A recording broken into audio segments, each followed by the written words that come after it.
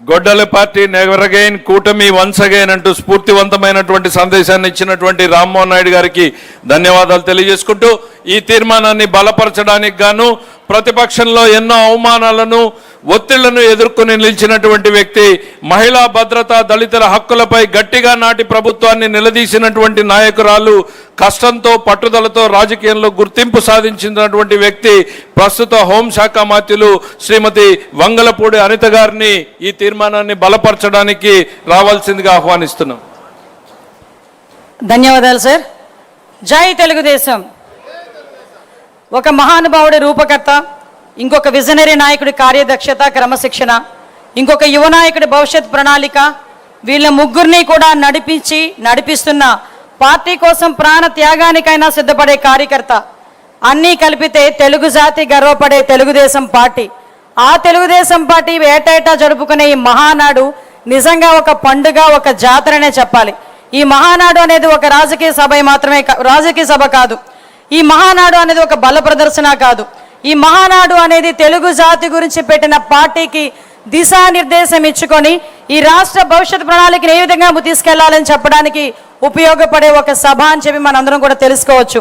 ఈ కార్యక్రమంలో తెలుగు జాతి ఉన్నంత వరకు తెలుగువారి గుండెల్లో ఉండే యుగ పురుషుడు అన్న నందమూరి తారక రామారావు గారికి పాదపద్మములకు నమస్కారాలు సమర్పిస్తూ ఈరోజు ఈ కార్యక్రమానికి నవ్యాంధ్ర శిల్పి, కోట్లాది ప్రజల ఆశాదీపం, ఒక విజనరీ నాయకుడు, ఆ రోజు ఎన్టీ రామారావు గారు ఆత్మవిశ్వాసంతో ఉండాలి, ఆత్మ గౌరవంతో ఉండాలి, ఢిల్లీ నడివీధుల్లో తెలుగు వాళ్ళు నిలబడేటట్టు చేయాలి అనుకుంటే అదే ఆత్మగౌరవాన్ని ముందుకు నడిపిస్తూ అదే ఆత్మవిశ్వాసంతో ఈరోజు ఢిల్లీ నడివీధుల్లోనే కాదండి, ప్రపంచం ఏ మూలకెళ్ళి జై తెలుగుదేశం అంటే నలుగురు బయటకు వస్తారు జై తెలుగుదేశం అని.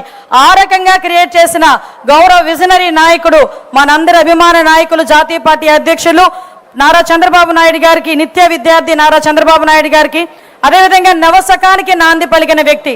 ఈరోజు ఈ మాట నేను పర్టికులర్గా చెప్పాలి, ఎందుకంటే జాతీయ వర్కింగ్ ప్రెసిడెంట్గా ఎన్నికైన తర్వాత మొట్టమొదటి మహానాడు చేస్తూ ఉంటే ఈరోజు నెల్లూరులో మహానాడు కొంచెం క్యాన్సిల్ అయింది. మన విజువల్గా మనందరం కూడా ఇలా ఈరోజు వర్చువల్గా చేయాలి అని అనుకునేటప్పుడు నేను కొంచెం బాధపడ్డా. అయ్యో, ఫస్ట్ టైం లోకేష్ బాబు గారు వర్కింగ్ ప్రెసిడెంట్ అయిన తర్వాత మహానాడు చెప్పుకుంటున్నామే, ఈరోజు ఇలా అయింది ఏంటి అనుకుంటే దానికి 10 కాదు 20 ఈరోజు మహానాడు రాష్ట్ర వ్యాప్తంగా 14 లక్షల మంది తెలుగుదేశం పార్టీ కుటుంబ సభ్యుల మధ్యలో జరుగుతుందంటే లోకేష్ బాబు గారు వెరీ బ్లెస్డ్ అని చెప్పి మనందరం కూడా తెలుసుకోవాలి, మనందరికీ కూడా తెలుస్తుంది. యువగలం అధినేత, ఎంతో మంది యువకుల తాలూకా తన గలాన్ని తన గలంగా ముందుకు నడిపిస్తున్న యువ నాయకుడు నారా లోకేష్ గారికి ప్రత్యేకంగా నేను ధన్యవాదాలు తెలియజేసుకుంటూ ఈరోజు హైబ్రిడ్ విధానంలో ఈ స్క్రీన్ల ముందు కూర్చున్న ఎంతో మంది తెలుగుదేశం పార్టీ కుటుంబ సభ్యులందరికీ కూడా 14 లక్షల 15 లక్షల మంది కుటుంబ సభ్యులకి, ఈరోజు ఇక్కడే ఉన్న పెద్ద నాయకులందరికీ కూడా మరొకసారి ధన్యవాదాలు తెలియజేసుకుంటున్నా.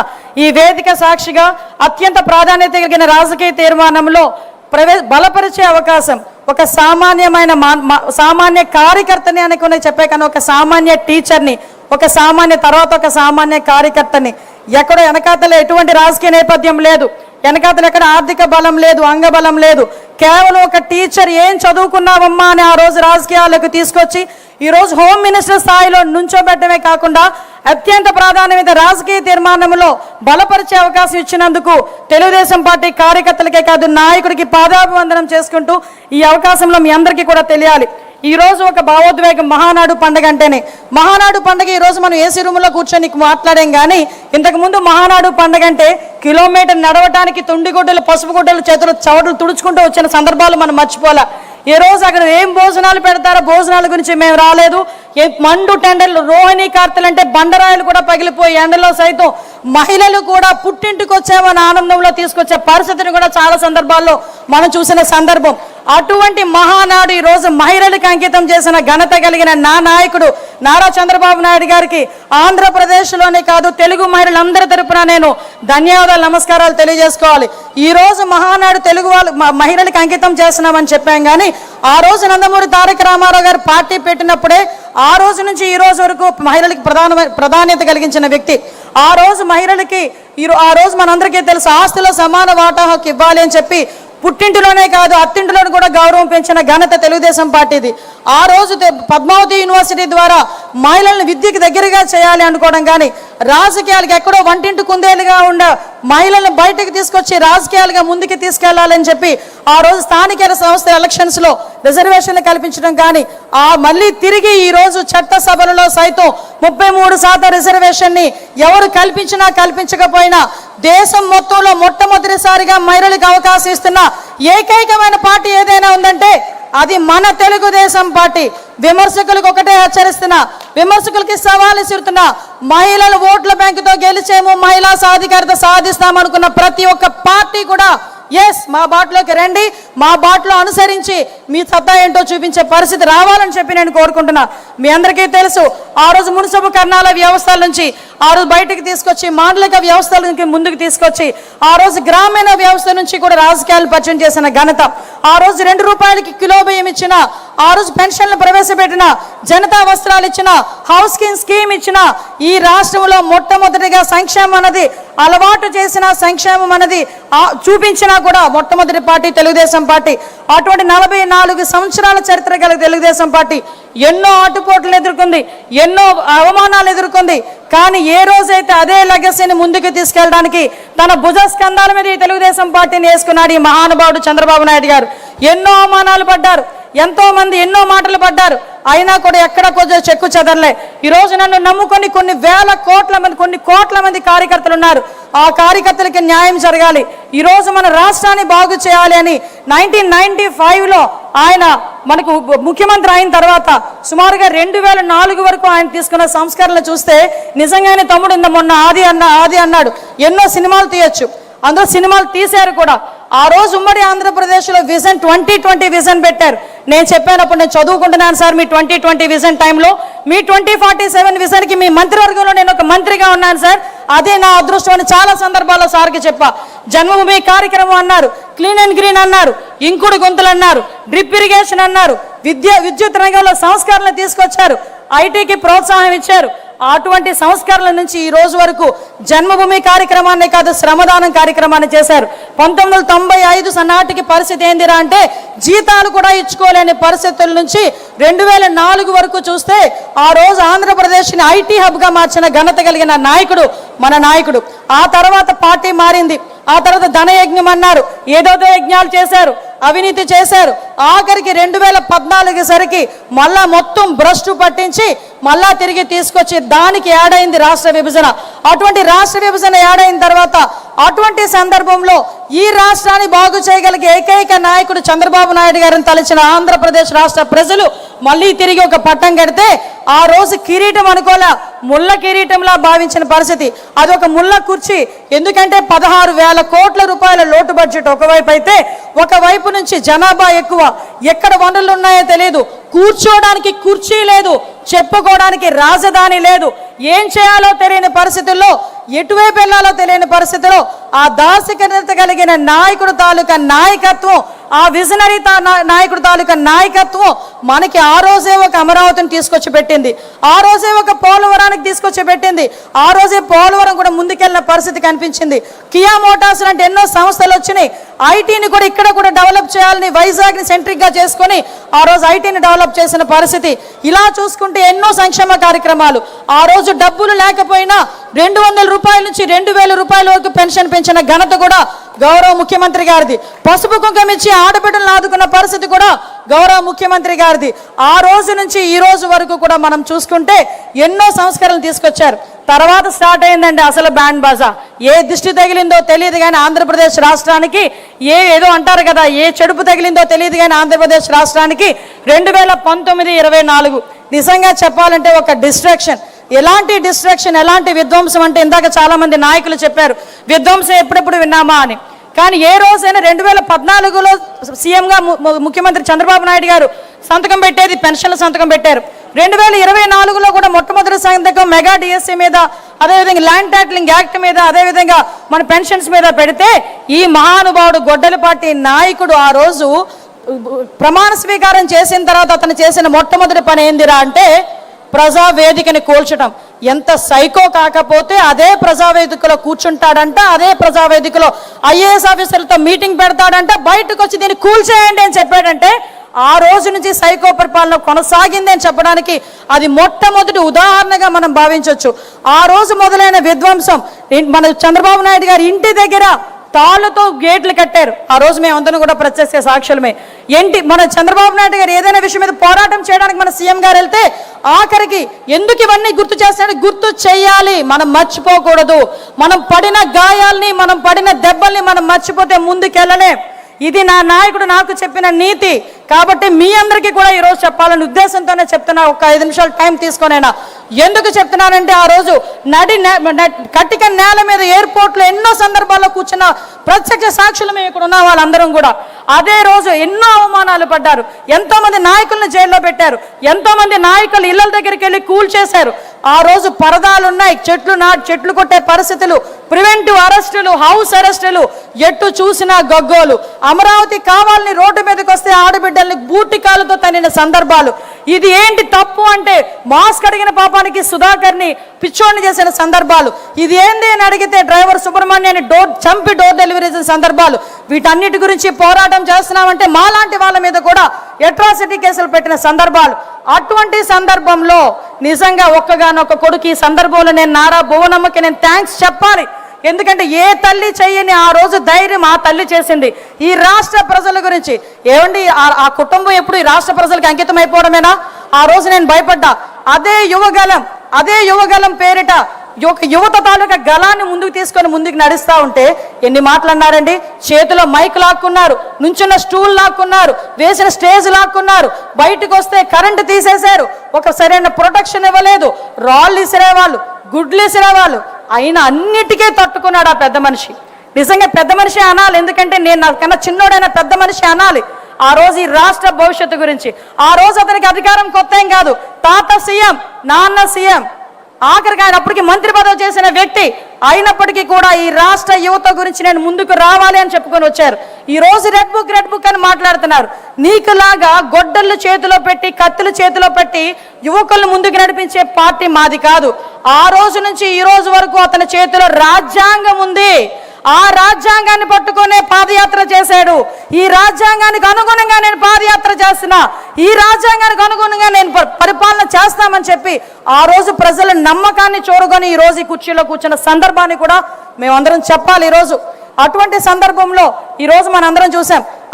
అధికారం ఉన్నంత వరకు ఒకలాగా ఉంటుంది, అధికారం పోయిన తర్వాత ఒకలా ఉంటుంది. మా అన్నయ్యతో అన్నయ్య ఎందుకన్నారంటారా, గొడ్డలి పార్టీ. ఎందుకంటే కొంతమంది ఎట్టకారంగా కూడా అనొచ్చు.